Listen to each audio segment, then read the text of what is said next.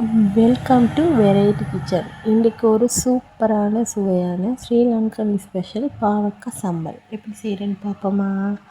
நான் இப்படி தான் செய்வேன். சூப்பராக இருக்கும். வீட்டில் இருக்கிறவங்க செய்கிறதுக்கு முன்னுக்கே முடிச்சிடுவாங்க. அவ்வளோ டேஸ்ட்டாக இருக்கும். அதுக்கு நல்ல பெரிய பாவக்காய் எடுத்து ரவுண்டாக வெட்டி நடுவில் இருக்கிற விதைகள் எல்லாத்தையும் எடுத்து வீசிடணும்.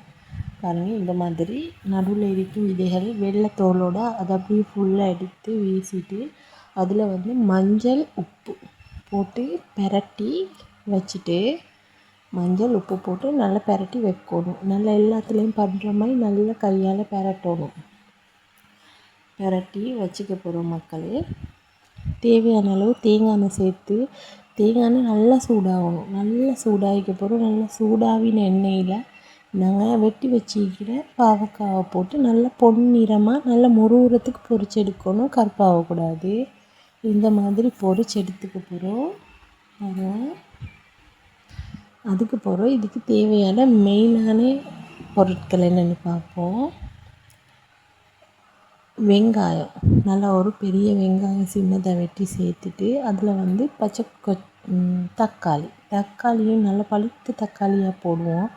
கெட்டியான தேங்காய் பால், கட்டாயம் நல்ல கெட்டியான தேங்காய் பால் தான் தேவை. அதையும் ஊற்றிட்டு தேசிக்காய் நல்ல பாதி தேசிக்காய் ஊற்றுங்க. நல்ல பாதி தேசிக்காய் ஊற்றிட்டு நான் உப்பு தண்ணி ஊற்றுறேன். உப்பும் தேவையான அளவு போட்டுட்டு அதில் துண்டு கொச்சிக்காய் உரப்புக்கு கட்டாயம் இந்த துண்டு கொச்சிக்காய் போடுங்க.